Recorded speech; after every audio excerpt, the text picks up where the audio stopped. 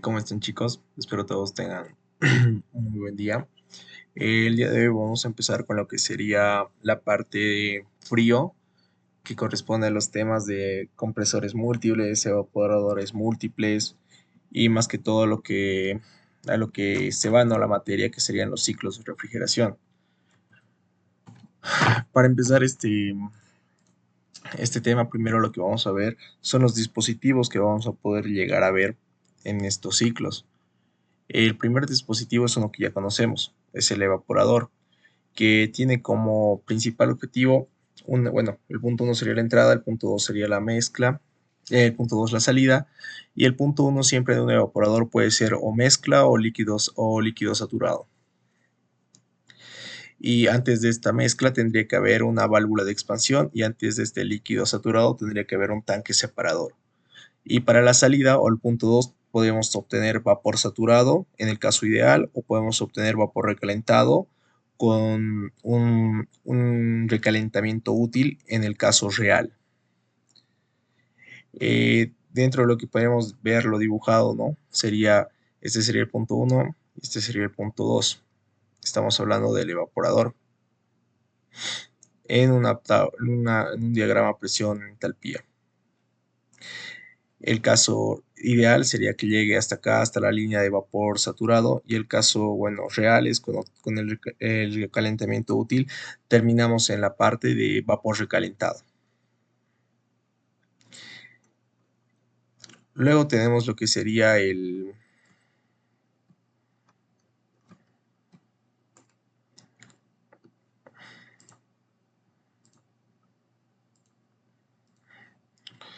luego tenemos lo que sería el condensador.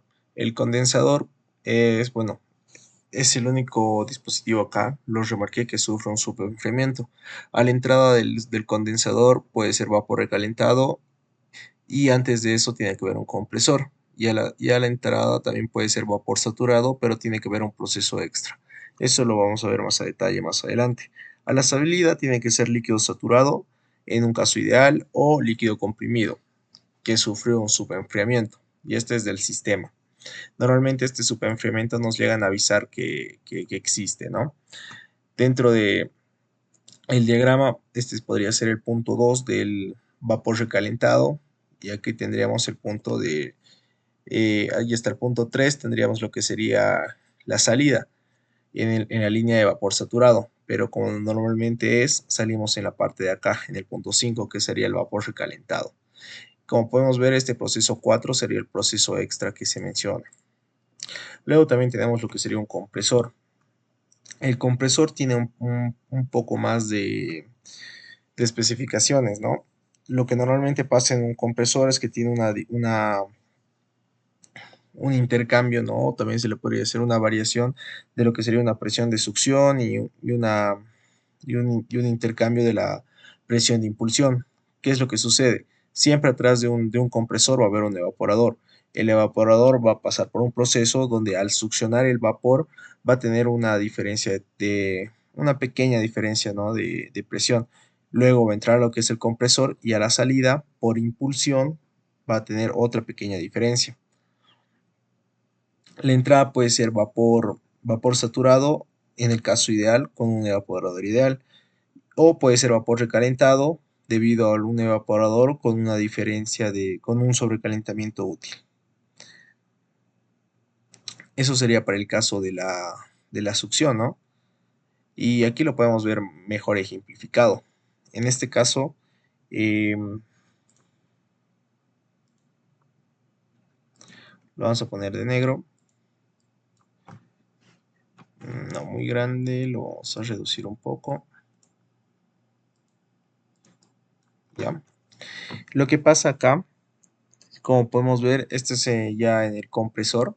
Una vez que entramos al compresor, esta pequeña diferencia de presión que hay acá desde el punto 1 hasta el punto 2 sería lo que les mencioné de la succión.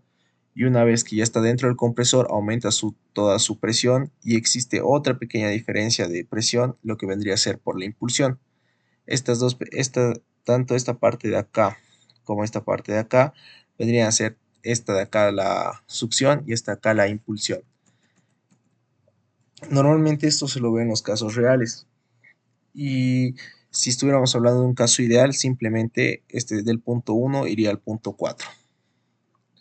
Luego otro dispositivo nuevo que tenemos es la válvula de expansión, que como su nombre lo dice, es una válvula de expansión que lo que hace es reducir la presión, ¿no? A la entrada puede ser líquido saturado o líquido comprimido, y a la salida siempre va a ser una mezcla, donde puede salir un tanque separador o puede salir un evaporador. Luego, el nuevo dispositivo que tenemos es un tanque separador, que en muchos videos lo pueden encontrar como el tanque trampa bueno, este es un dispositivo especial. Este dispositivo nos ayuda principalmente a separar. Aquí entra una mezcla en la parte de 2. Y en esta mezcla lo que pasa es que se separa. En este tanque separador, el vapor se va a ir por el lado 4 y el líquido comprimido se va a ir por el lado de 3. A eso se refiere este tanque separador.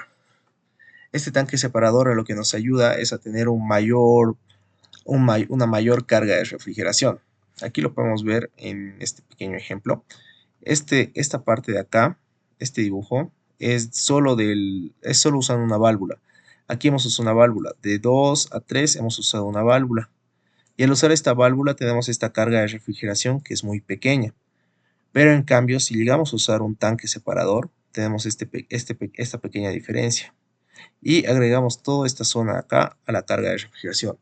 Es decir, que con un tanque separador obtenemos un mejor resultado en cuanto si hablamos a cargas de refrigeración. Esto ya lo vamos a ver a medida que ya estemos diseñando. Por ahora que estamos aplicando solo lo que serían ejemplos de los ciclos, tenemos que adecuarnos y saber identificar los ciclos para poder saber los dispositivos para luego pasar a resolver los ciclos. En este ciclo de acá, que es un ciclo de compresión múltiple directa, compresión múltiple porque usamos lo que serían dos compresores, los rojos de aquí arriba. Tenemos dos compresores, un condensador, que es este amarillo de acá, un evaporador, que es este azulito de acá, un intercambiador de calor, que lo podemos encontrar acá, y lo que más resalta acá es este dispositivo de acá.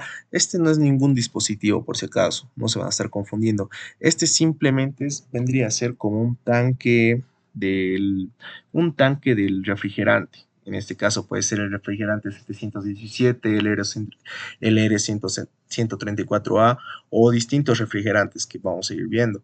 En este caso, bueno, es el tanque del refrigerante. De acá va a salir el refrigerante que se va a almacenar en este tanque y va a continuar con el ciclo. No afecta en lo que sería su diagrama, por lo tanto, digamos como que el punto 5 directamente lo estarían conectando. Acá también podemos notar unas pequeñas válvulas por acá. Y bueno, este ciclo, como les había dicho, es de compresión múltiple. Vamos a ver lo que es compresión y evaporación múltiple. Y luego vamos a ver los ciclos de absorción. En este caso, este ciclo con con doble intercambio de refrigerante a baja. Aquí tenemos unas cuantas fórmulas, ¿no?, que salen de las diapositivas del ingeniero. Y bueno, más o menos vamos a empezar el ciclo en este punto 1. El punto 1, ¿qué sucede? El compresor, como hemos visto, aumenta la temperatura hasta el punto 2. Llegamos hasta el punto 2 a la salida del compresor de baja. Existe esta pequeña diferencia acá del punto 2 al 3 que ya ocurre, que sería dentro de este intercambiador de calor. ¿Qué pasa? No existe lo que sería un superenfriamiento debido al intercambiador de calor. Lo que nos permite que el intercambiador de calor haga que el refrigerante sea un poco más, se podría decir, frío, ¿no? O sea, baja la temperatura un poco. Luego del punto 3 al punto 4, nuevamente pasamos al compresor de alta, se podría decir, o al segundo compresor. Y en este compresor nuevamente aumenta lo que sería la temperatura, la presión, hasta el punto 4. Cuando llegamos al punto 4 sería la entrada del condensador. Lo que hace un condensador es condensar el vapor, ¿no? Haciendo que, bueno, su temperatura disminuya, pero la presión se mantiene desde el punto 4 hasta el punto 5. Entonces toda esta presión se mantiene. Y cuando estamos en el punto 5 nos encontramos en este pequeño tanque de acá, que se podría decir que es líquido, ¿no? Porque ya en esta parte de acá tenemos que recordar el diagrama de Mollier. Dentro del diagrama de Mollier todo esto es mezcla de, en esta parte de acá es líquido comprimido y en esta parte de acá es vapor sobrecalentado y todo lo que es en la línea es tanto líquido como vapor saturado. Entonces, siguiendo eso, avanzamos con el ciclo, llegamos a esta parte de acá en la que estamos con el refrigerante y debido al diseño de este refrigerante, va hasta el punto 9 que vendría a entrar acá a lo que sería el intercambiador de calor. Dentro de lo que es el intercambiador de calor existe bueno, este intercambio, ¿no? De calor entre ambas sustancias, lo que nos hace bajar bueno, en este caso elevar su temperatura hasta llegar al punto 19 y en el punto 19 lo que hace es entrar al evaporador. Como pueden ver acá, los puntos más conflictivos serían acá en el punto 19 y 9 y en el 18 y 8, que se los puede ver acá.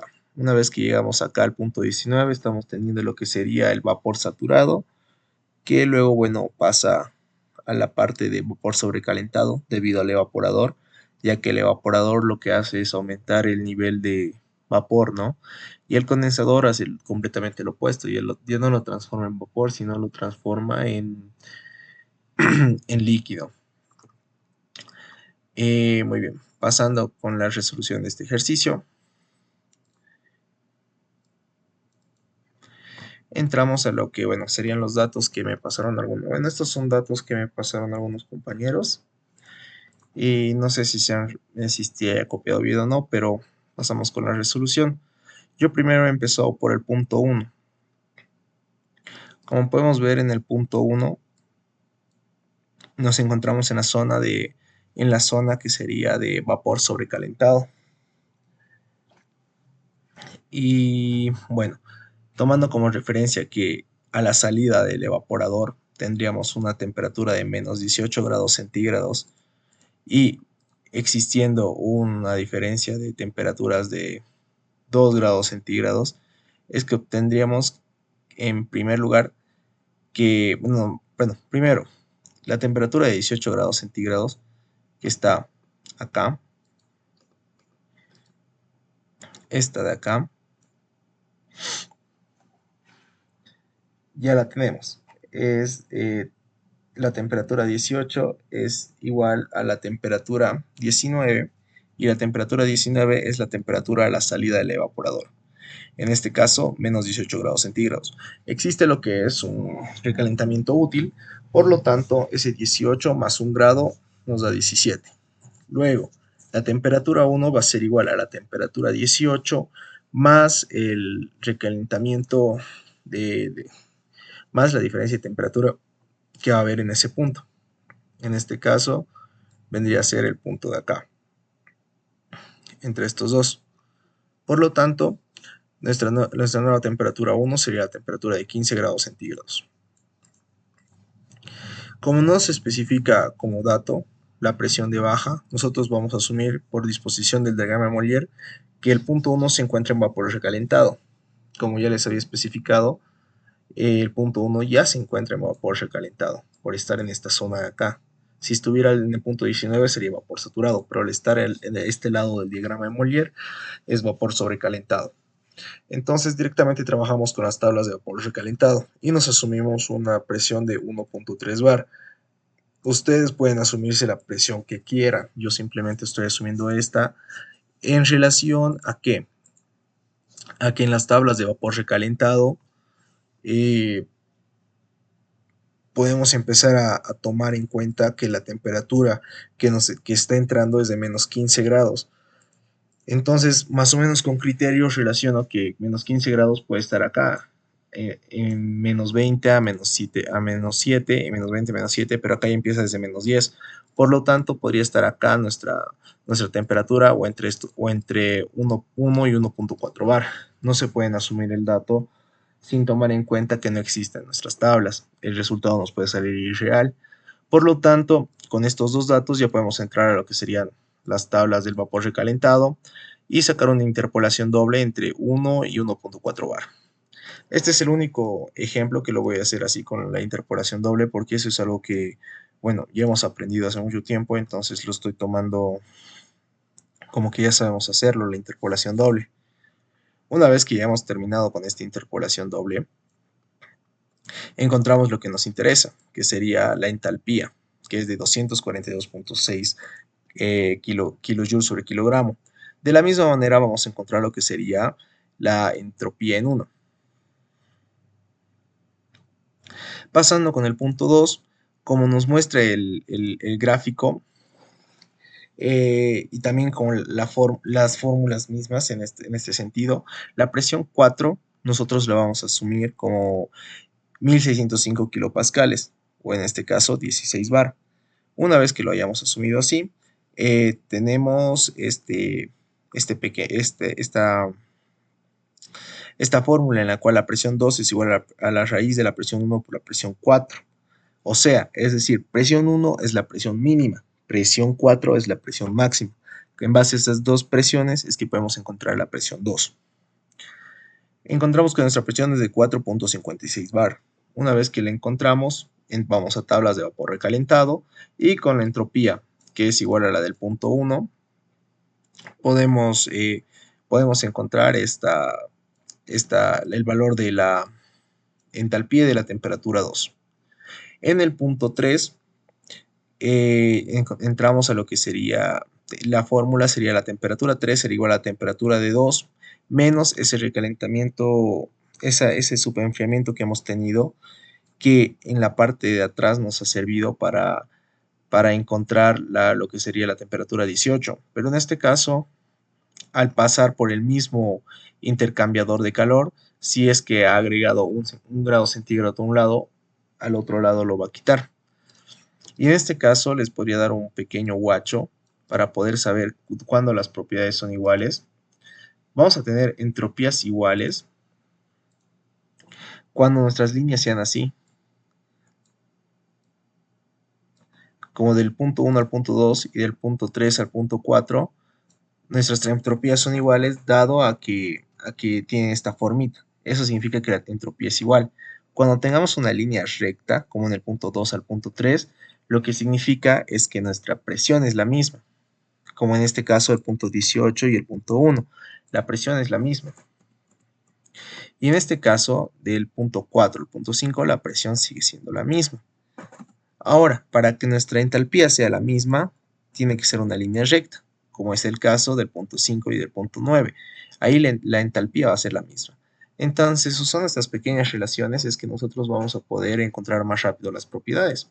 Justamente como hemos hecho acá, hemos podido encontrar la entropía en 2 debido a que cumple esa relación. Bueno, en el punto 3, realizando la resta correspondiente, tenemos temperatura 3 y la presión en 3 es igual a la presión en 2, dado a la línea recta que tenía. Entonces encontramos lo que sería la entalpía en 3 y la entropía en 3. Todo esto se lo hace en las tablas de vapor recalentado del R134A, porque como dato tenemos que estamos usando el refrigerante R134A. Y aparte de eso, muy aparte de eso, eh, Muy aparte de eso, tenemos que tomar en cuenta el hecho de que lo que necesitamos casi siempre es la entalpía y la entropía. Ahora, en el punto 4 podemos hacer lo mismo. La entropía en 4 es igual a la entropía en 3.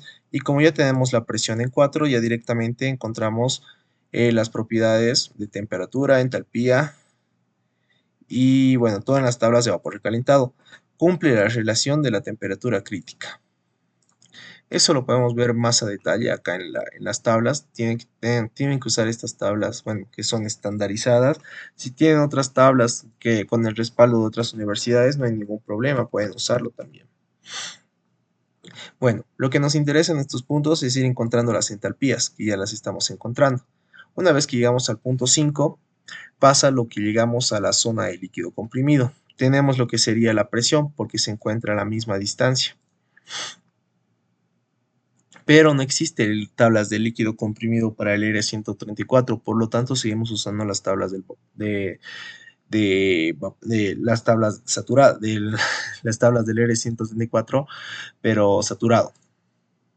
Y si seguimos, existe esta pequeña fórmula, que la temperatura en 5 tendría que ser la temperatura del condensador menos la temperatura del superenfriamiento, debido a que si fuera ideal tendríamos que terminar exactamente en el punto 5 y una coma, pero debido a que en el gráfico ya nos está diciendo que estamos más acá, existe un superenfriamiento. Dentro de lo que es el ejercicio existe una temperatura de superenfriamiento, pero no nos especifica, ¿no? Por lo tanto, nosotros podríamos o asumir ese superenfriamiento o directamente ya asumir una temperatura 5 que ya ha pasado por un superenfriamiento.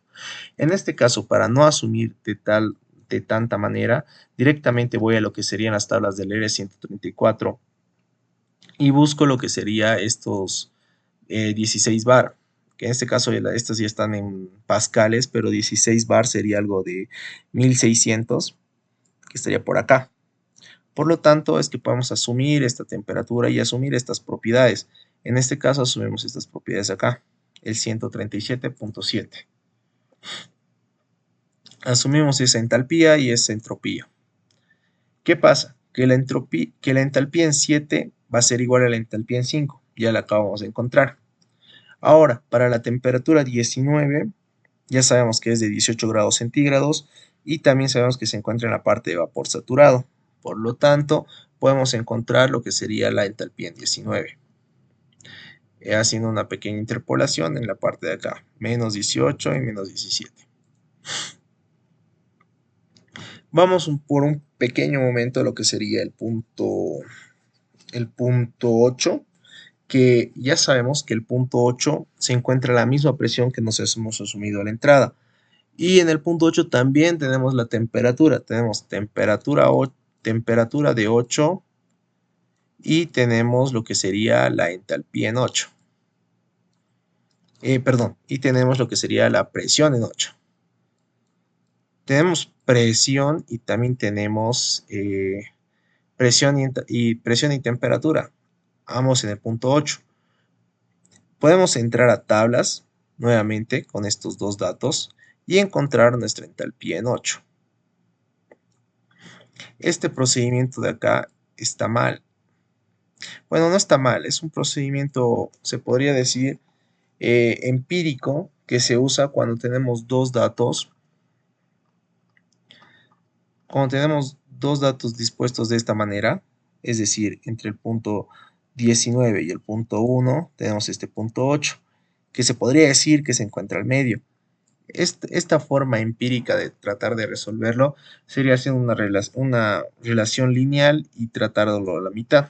Pero lo correcto sería sacarlo por tablas, ya que tenemos temperatura en 8 y tenemos la presión en 8 y sabemos que está en la parte de vapor recalentado. Entonces con eso podemos encontrar de manera más exacta este valor de 200, de este valor de entalpía en 8.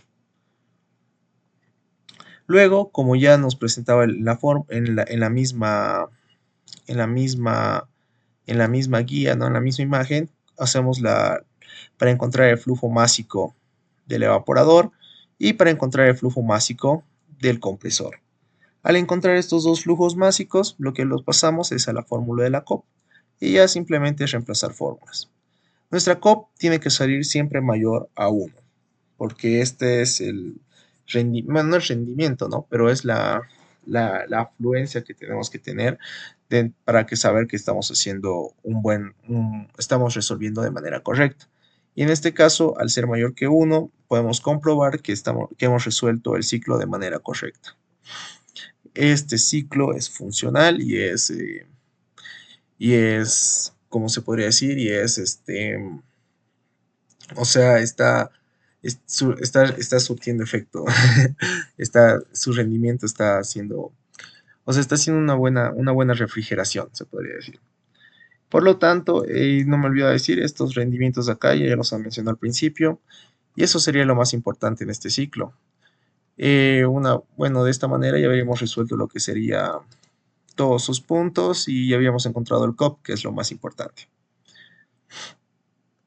Bueno, eso sería, chicos. Espero que eso les ayude a resolver su tarea y también les ayude a entender un poco más del tema. Si tuvieran dudas, preguntas, no duden en preguntarme y en escribirme para cualquier cosa.